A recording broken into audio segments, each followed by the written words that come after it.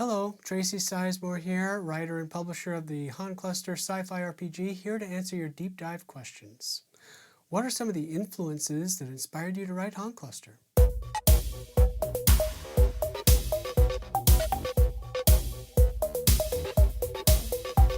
It's weird how sometimes when you get older, you don't realize what has influenced you over your life, especially with the stuff that you're working on now and creating. That's certainly true of me. And when I go back and realize some of the things that I think influenced me, I watch these things, whether they're media, TV shows, movies, listen to music or whatever, and then I realize just how profound an influence they had on me because I see me in them everywhere, right? There are many possible influences for the Han Cluster, and I'm not sure if anybody's interested, but I thought I would share some of the highlights with you, some of the most important. The influences I'm about to name is not just a stroll down memory lane for me. I've consolidated them into a shorter list that I can explain. I like to explain things. So these are the most important and decisively influential things that have really inspired what the Han Cluster is and what it's become. The idea here is to help you understand some of the underpinnings of the themes and intent behind the setting, and maybe get you some cool stuff to watch or play or read in the meantime if you haven't experienced some of these things already. The first influence is probably the most predictable and probably the most profound, and that's my mom. My mom was a very optimistic person. She believed in humanity. She believed in what we were trying to do. She was a connective influence in life and in my life.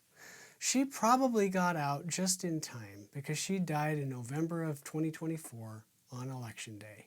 If she had lived, she would have been profoundly disappointed in what the world has become, but she would also have remained hopeful and optimistic about our future. That's why I loved her, and that's why she was such a huge influence on me. The next one I want to mention is the V miniseries back in 1983. It was a television event, and it was very hyped up, and it was the sci-fi program that was going to be happening on TV, and we were all excited. My whole family was. In fact, we had a VHS VCR, and we anticipated that we would like it, so we recorded it. I had those VHS tapes for years. I watched them many, many times. Probably the most worn VHS tapes in my collection by the time I got rid of them. For those who don't know what it was an allegory about Nazism and fascism in the form of an alien invasion. And it was extremely well written, extremely well produced, and it had some serious special effects for the time. It influenced me because of character, because of an epic story. I will never forget the balloons at the end, the music that played, and that feeling of triumph after such a long and difficult struggle. That really influenced how I write settings, how I write adventures, and to this day, Juliet Parrish, played by Faye Grand, is one of my very favorite female characters in fiction ever. Another big influence on me in my early days, my dad got me to watch 2001, A Space Odyssey by Stanley Kubrick.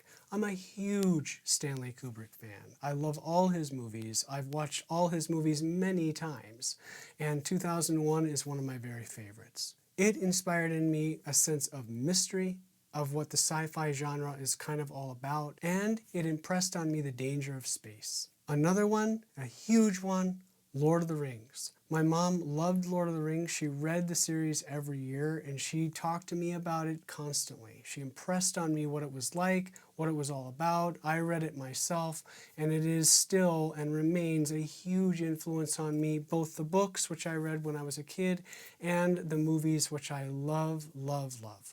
It's all about that epic struggle I was talking about before and keeping hope alive in the face of utter disaster. Then there was Dune. I read the book many times. I read the book every now and then, probably once every couple of years I read the book. Love Dune. It inspired in me a sense of mystery and probably was my biggest influence about the transcendence of the human race, the evolving of what humans could become if given enough time.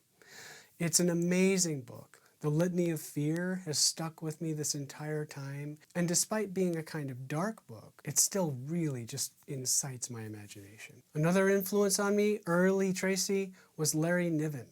Larry Niven wrote Tales from the Known Space series, he wrote Ringworld, he wrote World of Patavs, he wrote The Protector. All of these books had huge influence on my sci-fi upbringing, as it were. The problem with Larry Niven, which is often the problem with a lot of sci-fi writers of the time, is he was very neglectful of women in his stories. Very dismissive, in fact. He would have male characters who would be unnaturally smart and mansplaining to women all over the place. I didn't like that. I still don't like it. In fact, it's hard for me to read Larry Niven now. But still, that influence was undeniable. And of course, Star Trek. My dad loved Star Trek. He loved the original series. He took us to the first movie when it came out. He was very excited. I still love the first Star Trek movie. I, of course, love most of the rest of the Star Trek movies as well, if not more. But more than that even, I love the Next Generation stuff. Next Generation, Deep Space Nine, those are all hugely influential on me. I still love to watch them. The idea of character development, hope, the egalitarian society, and in fact, the respect for the military is something that I really got out of Star Trek. Here's another big one, The Little Mermaid. The Little Mermaid was hugely influential for a lot of people who either did not know they were trans yet or were discovering they were trans. It has become a trans movie, whether you like it or not, because it is about transformation. Maybe not about the same kind of transformation, but Ariel wants to be something she's not. She's yearning for it. She's desperate for it.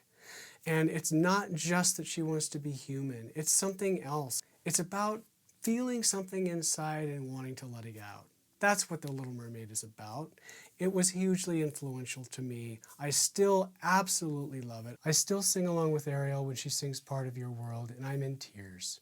I just feel connected with her and her yearning for what she wants to become. I even got to meet Jodie Benson at a convention once. She signed a picture for me.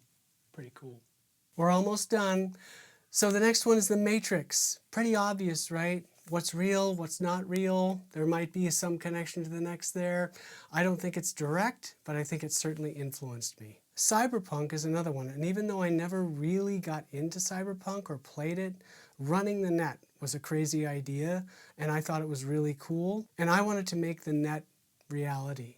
I wanted to merge it more, and that's how the Next came about, is this whole idea that we can detach our ex-ghosts and exist in a different location. Nexariums, being able to go into places that only Next ghosts can go, that is directly derived from being able to run the net in whatever genre or whatever particular movie you want to think about it in. 50 Fathoms. Shane wrote 50 Fathoms, and he still doesn't really quite understand what's so special about it, but its structure is what's so special. And the fact that it's got Savage Tales that are here and here at different locations, and each of those Savage Tales points you to another place to hook you into a different adventure.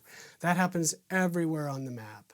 I've never seen it done quite like that, and so well done than that. Han Cluster is a pale imitation, and it's not even an imitation. It really was just influenced by it. My story's still fairly linear, but the idea that lots of things are happening on a map, that really came from 50 Fathoms. And finally, I'd be remiss if I didn't mention Daryl Hayhurst, who's a friend of mine who I've known since the first grade or something like that. Now he works for Pinnacle. I was in before the lock. I knew him before anybody else did. I tell this story to other people.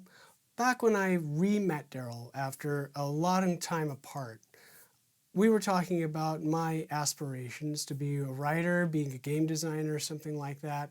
And I wasn't sure. I was like, well, I don't know. I don't know anybody. I don't know anything. And I said, I haven't written anything. And he says, yet. You haven't written anything yet. That sticks with me, but it was more than that. It was constant and persistent encouragement and support from him that I got for years while writing the Han Cluster. In addition, he really helped me define what X-bonding was, and that is a huge contribution he made to the setting. Okay, I think I've bored you all enough. Thank you for listening, and I hope that you'll come back next time.